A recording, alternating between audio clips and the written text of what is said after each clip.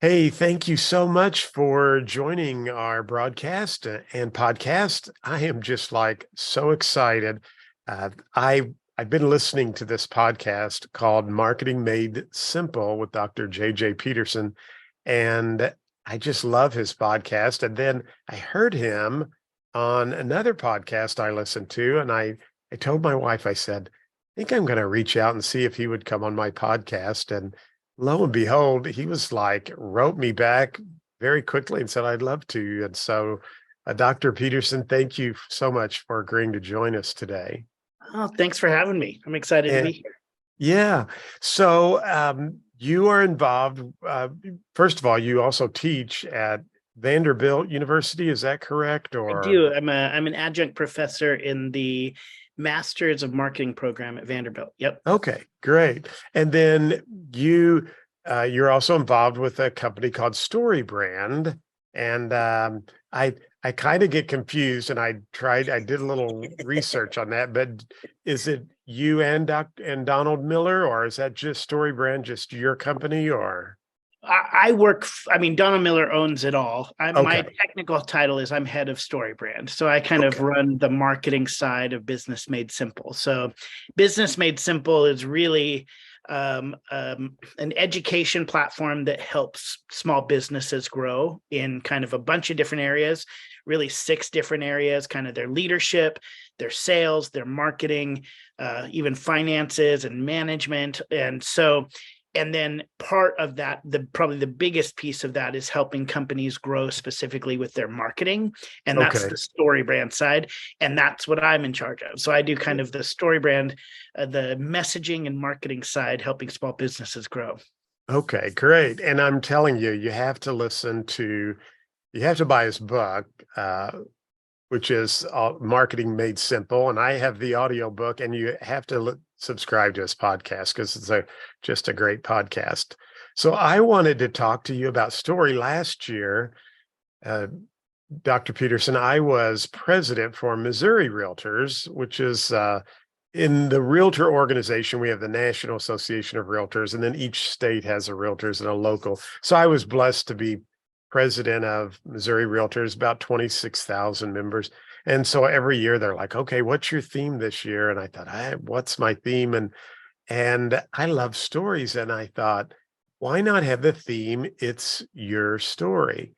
And I really wanted our members to tell their story about home ownership, about our stories matter so much, and people loved that, and I had so many compliments, and so that's why I've always been such a big fan of yours. But I'm curious, how did you? What kind of got you involved with story? I mean, what did one day you were like, I want to pursue I want this to whole do concept? story.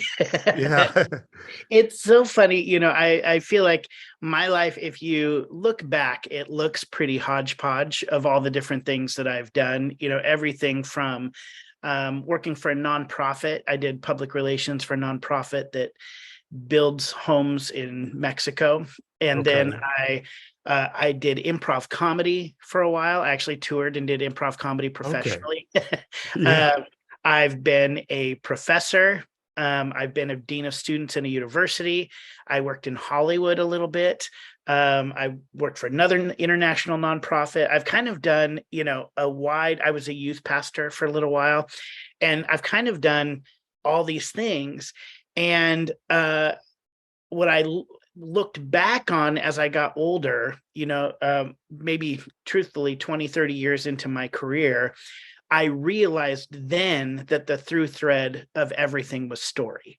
It was really teaching story, studying story, producing stories, telling stories in one form or another, whether it was in a nonprofit context of like helping people tell the story of the people we were serving and of the donors, or whether it was on a stage doing comedy, or whether it was in Hollywood creating movies and television.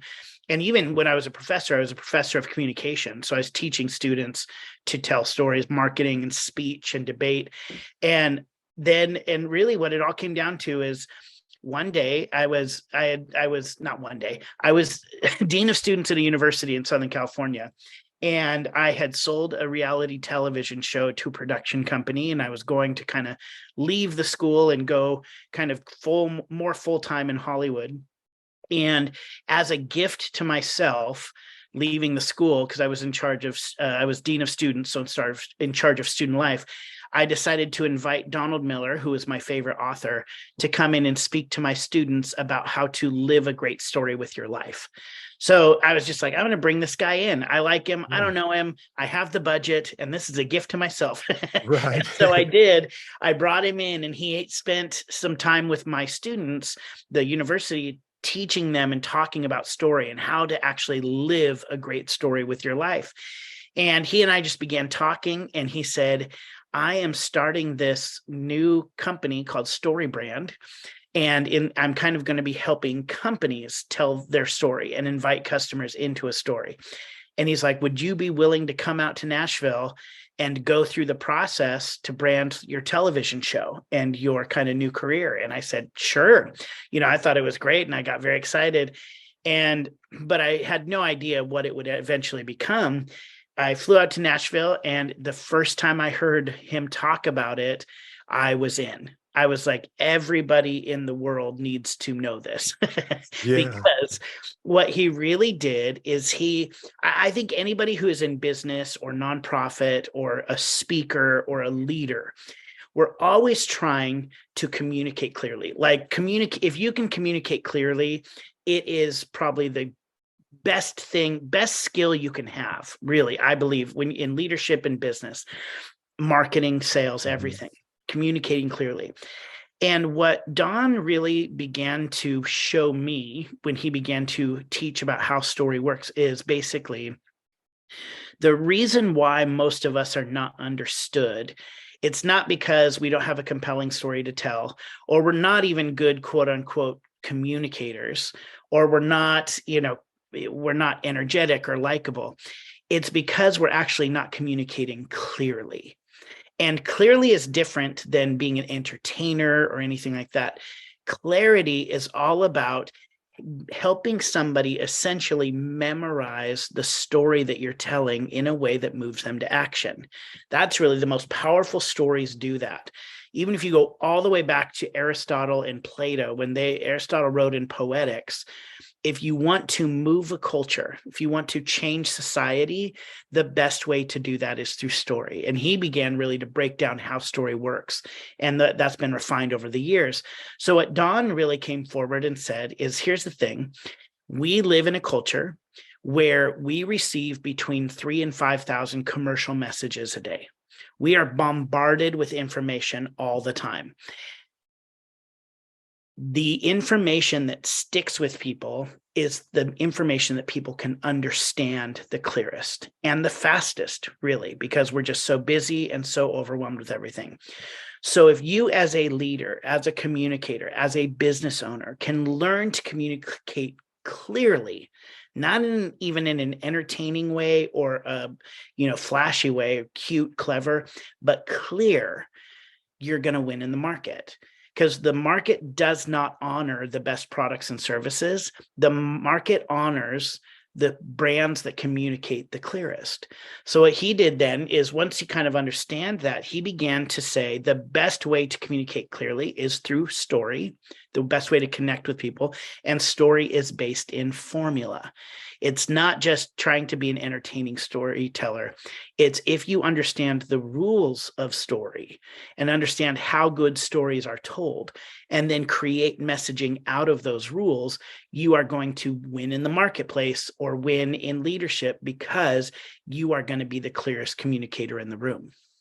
Makes total sense to me. And I know I heard you on a recent podcast talk about there's I believe seven steps to this formula. And by the way, you also offer a workshop in Nashville where business leaders can come in, and I wanted to attend. You just had it last week, and I had another commitment, but you offer that periodically. And I definitely want to do that, because I have found in my own business with my real estate school, I was trying to tell people, hey, my school's different in this way and that way. And then I heard this gentleman talking, and he's done all this research and statistics, and he's like, people today want a different life. And if you're not showing them how they can have a different life or live the life they've always wanted, you're going to miss out on really resonating with them. And so I changed up my whole marketing, and I don't say anything about my school. It's just all about them and the life they want to live. And I have to tell you, my conversion rates have just skyrocketed. But I know I need to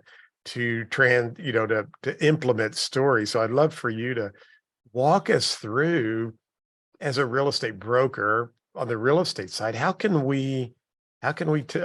the best way to tell a story, or where do we start with that? Yeah. So what you've kind of stumbled onto is something that we really teach and preach a lot of, is the idea that as a brand, you are not the hero of your story. So your customer is. Right. So when you're creating marketing, you want to communicate how you can help them, but it's really all about their story. And this is why this is important. Our brains are designed to keep us alive. Like, that's really, our brains are designed to keep us alive. And two of the ways that our brains really keep us alive is, the first thing, our brain is always looking for information that help, or situations or context that helps us survive and thrive. Always. We're always looking for it. Tonight, I'm going to go to the SEC basketball tournament, and I'm going to be in a giant stadium. And I bet I could ask everybody in that stadium the two questions. And I could say, how many people know how many chairs or seats are in this auditorium? And nobody would be able to raise their hand. And if I said, how many people in this entire auditorium know where the exits are? Everybody would be able to raise their hand, right? Right. Because we focus on, our brain just naturally is drawn to information that helps us survive and thrive. The other thing that our brain is doing is that our brain actually, in order to process information, our brain has to burn calories. So we actually have a limited number of thinking calories in our brain at any given moment. And the harder we have to think, the more calories we burn. Well, our brain knows that if we get into an emergency situation, we need calories left to continue making decisions. So if something is hard to think about or confusing, then our brain actually is designed to tune that out. The average person daydreams 30% of the day.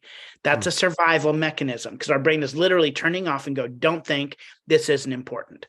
So why I say that is, when what in relationship to what you just brought up, which was really powerful, is that if we understand, as real estate agents, as brokers, as people who are, or any business, people who are trying to communicate with somebody, we have to understand their brain is designed to only look for information that helps them survive and thrive, and is done so in such a way that they don't have to burn any calories to understand it. So what you just talked about is, if you are walking in and going, well, here is my story. Man, I came from, my parents did this, and this is my background, and I have 7 kids, and this is my wife, and this is my education. I, as a consumer, have zero idea how that relates to my life and helps me survive and thrive. And so the more you talk about yourself, the more they are actually designed to tune you out. But if you talk about how what you do helps them survive and thrive, have a better life, achieve their goals, now they're perked up. Their brain is literally designed to focus on you and hear what you're saying, because now you've positioned everything you're about to talk about to their survival and thriving. So when you were saying that's why what you were saying was really powerful. When you're saying the research shows people want a better life. So when I stopped talking about myself and started talking about their life, I saw more engagement. That's because that's exactly how you tell a good story as a brand, is you don't actually tell your story, you tell your customer's story. And this then is how that breaks down. So what are the rules of story? There are 7 elements of story. Basically, there's 7 pieces to every good story. And when I say these, you're going to know them, you're going to recognize them in every kind of movie you've ever seen. So or book you've read. The first one is that you have to have a main character who wants something. So very early on in a book or movie, when you're a good story, we know very early on that this character wants something. They want to win the race. They want to get the guy. They want to get the promotion.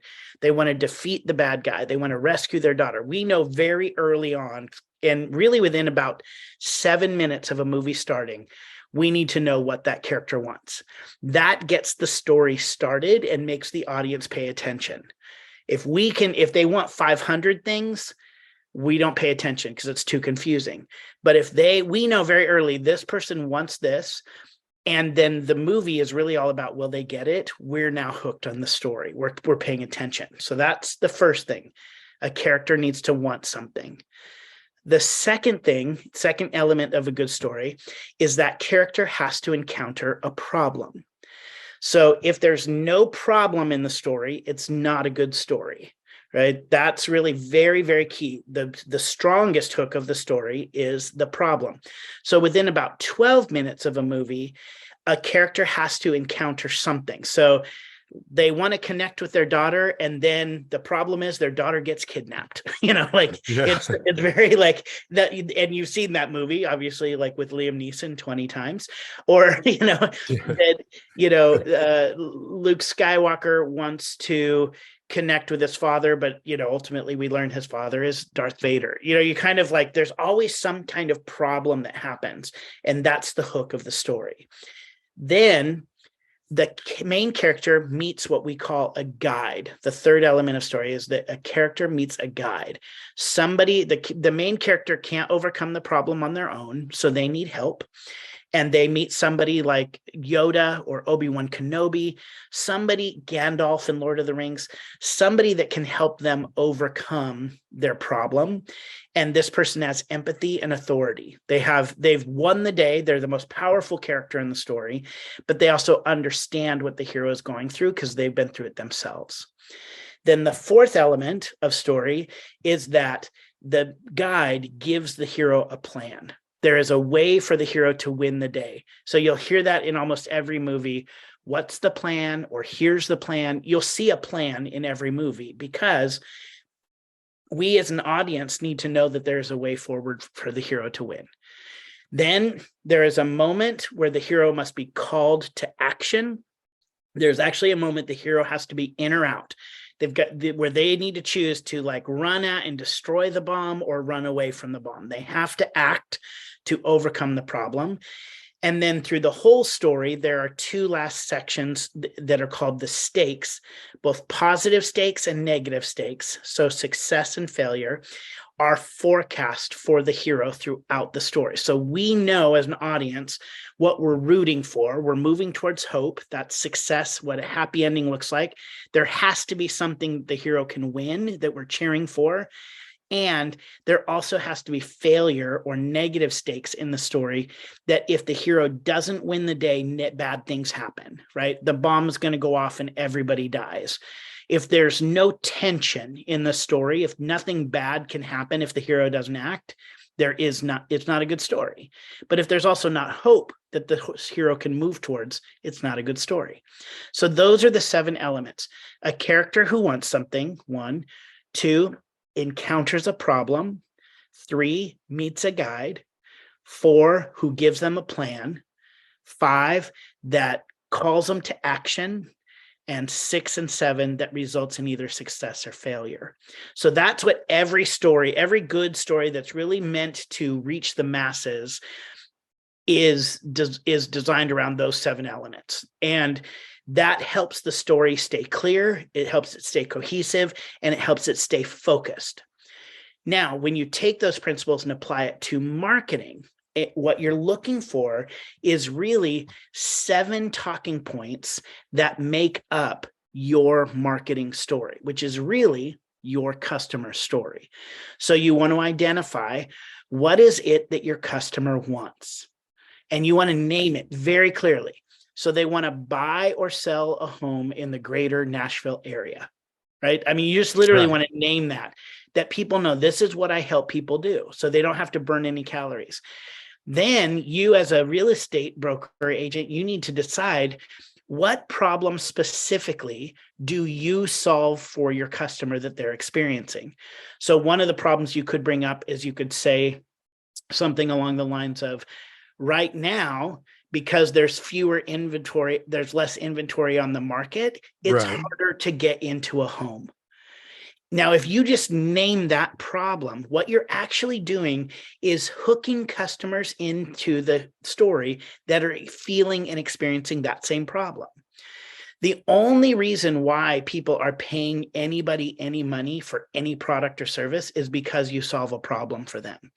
So you need to be able to articulate that problem. And so you want to just say, it could be that, or it could be, because interest rates are so high right now, people are experiencing this, or because, it can even be a more broad one, doesn't deal with specifically what's going on in culture right now. You could say something like, so many families outgrow their home and don't know what to do next. Right. Right. And so depending on the type of customer you're looking for and the type of brand that you want to put out there, you want to name the specific problem that you solve. And that is also how you differentiate from other people who do the exact same thing as you, right? In essence, everybody in the past 3 years has become a real estate agent or Right. thinks they are, Right. Yeah. and so it's a very crowded marketplace. Plus, you're also competing against like Zillow and Redfin and all these other things. Right. Well, so how do you differentiate in the market when there's people could get 500 people, and they might even hire their cousin who just got their license 6 months ago? The way you differentiate it is by talking about how you solve the problem differently than other people. And by that, you just bring up a problem. So the problem right now is everybody thinks they can get a great deal by buying on Zillow, but in reality, what's going to happen is that creates a lot more problems than they think. Right. Now you talk about how you solve it. So that's how you create language around problem. Then you position yourself as a guide with empathy and authority. So you say, I understand, I get it, because I've been in your shoes, but I've helped this many people solve this problem, so I've helped them win the day. Then you give them a plan, and you just give them a 3-step plan of how you do it. So you show them the way forward. First, we do this. Second, we do this. Third, we do this. Then you have a strong call to action saying either schedule an appointment, fill out this form, something that they need to do to put skin in the game, and then cast a vision for what their life can be like after success. So you're really saying, this is what life looks like. Your life looks like when it gets better because you own a home or sold a home, and then put stakes in the game. So you put a little bit of failure in by mentioning, hey, the longer you wait, the harder it's going to be, or going at it on your own is actually just going to create more problems. You create some language around the stakes or the failure in the story. So that's really all you're doing, is you're creating 7 talking points for those 7 different elements of the story. And then you take those, once you have that down and you create that solid, clear story, then what you do is you take those pieces and you put them into your marketing. So you put it to your website, you put it into emails, you put it into your elevator pitch, your social media, and you just stay consistent on that story. And I guess when you talk about the third one, the guide, you could even use testimonies on 100%. so they can actually be the spokesperson on how you are the guide to help them solve that. Exactly. Testimonies are part of your authority. And here's a tip for everybody out there in this space. What you're looking for when you're creating testimonies is you want testimonies where people talk specifically about the problem you solved for them. So if you're trying to sell to more people who are upgrading their home, what you want to do is have somebody who you helped upgrade their home, and their testimony should be, we looked for a year to try to find a home that fit our family. I hired John, and John actually helped me in 2 weeks find our dream home. Right. So you name the problem. We'd struggled for a year. Or if you're trying to get people who really are feeling frustrated by the way the market is right now, The testimony that you want is from somebody who was frustrated by the market. You helped solve the problem. And then what was their life like after?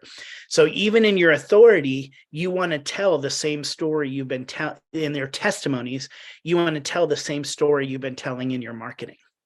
Okay. That makes perfect sense. Now, one of my big downfalls, JJ, is, uh, I would interview people. We'll kind of shift to recruiting as a broker, recruiting agents for your team.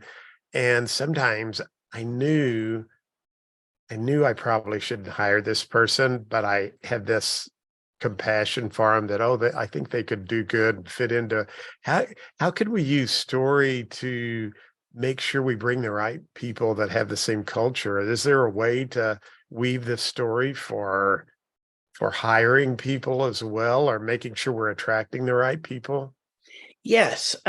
So it's a little bit of you're using elements of story for this, but maybe not the full story. I mean, you can, but the easiest way is really identifying what are the types of people you want to work for you, and how that comes in from a story perspective is really anybody who is any good story is about transformation, right? In Right. any story you read, the hero at the beginning of the movie is not the same person as they are at the end. At the beginning, they're overwhelmed, they're confused, they're lost. By the end, they're brave, they're strong, they're bold, right?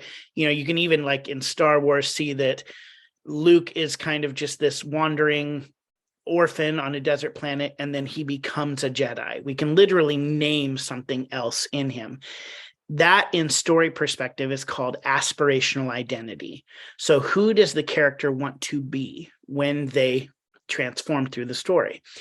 The way that works in recruiting is by identifying the types of people that do well in your organization. So naming those characteristics. What are the identities? They are go-getters. They are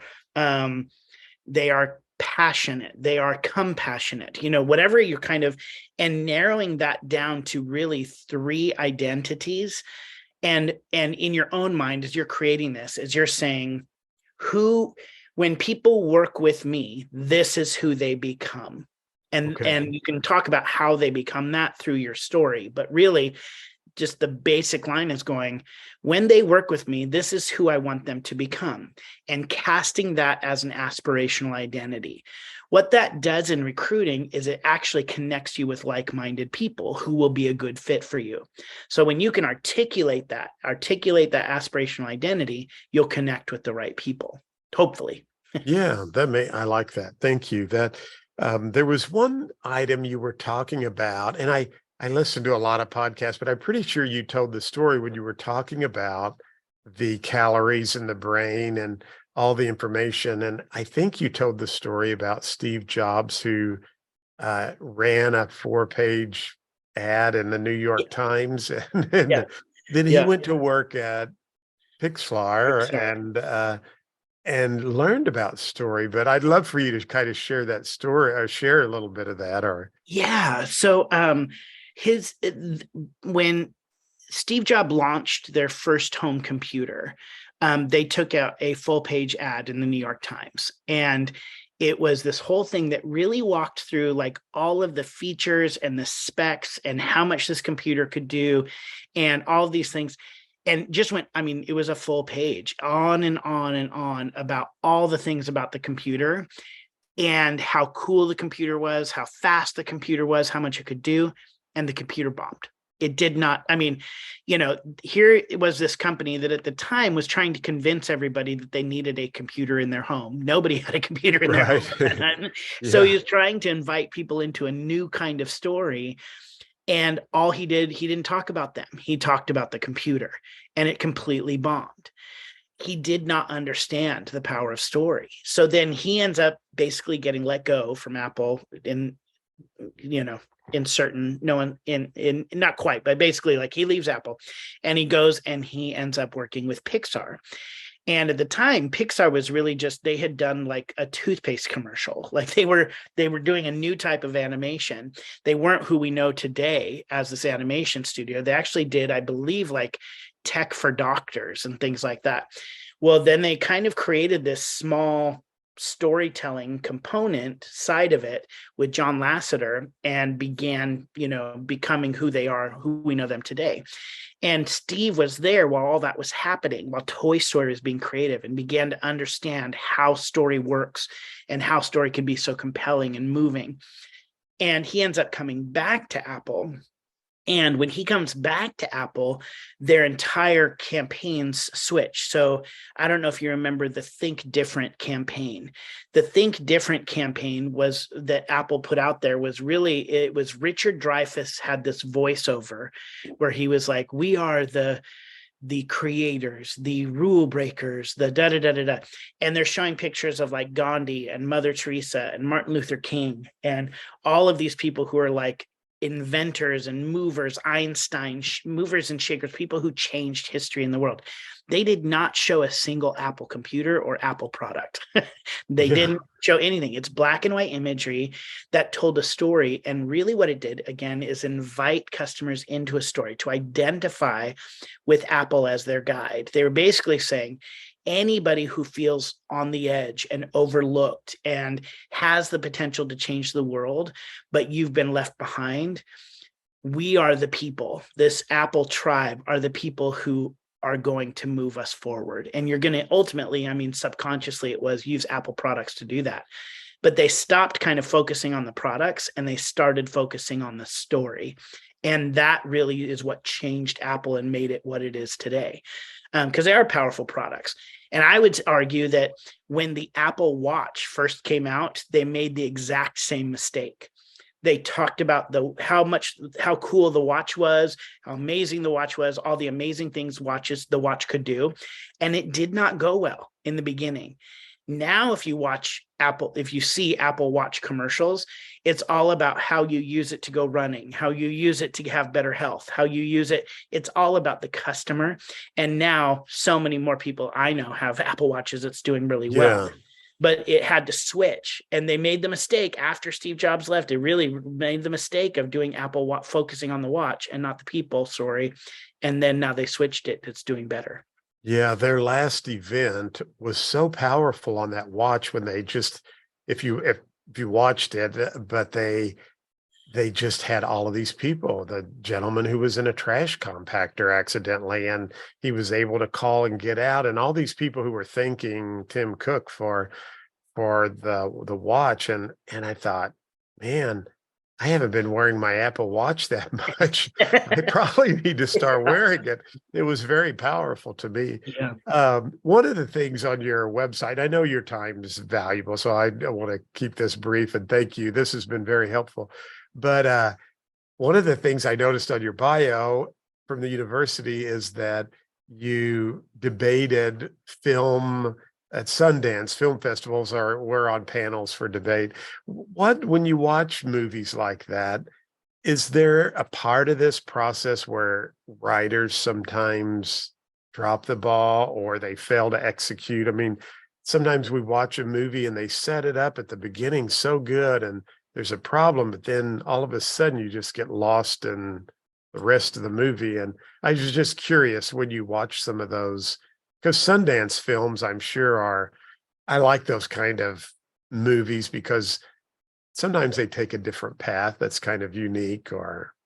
Yes. Now, here's where I don't want to sound too bad on this, but there is a difference between art and making money. Okay. Yeah. Okay. No.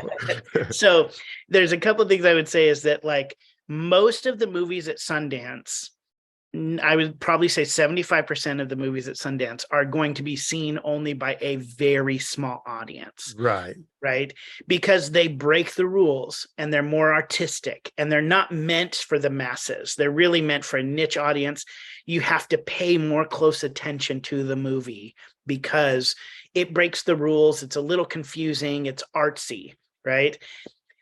Art is not bad. But in business, when we're doing communication, you're in business to make money.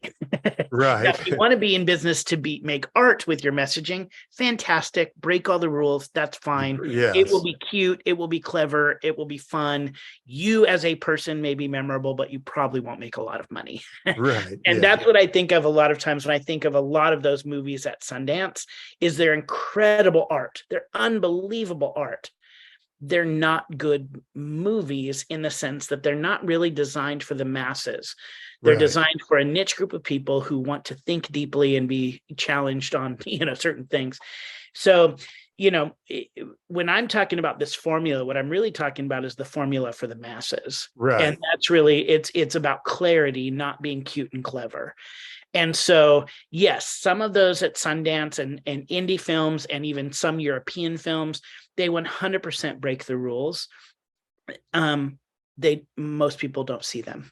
But you're right. They're not You know, going to hit the masses. It's funny. I never watched Gunsmoke when I was a kid.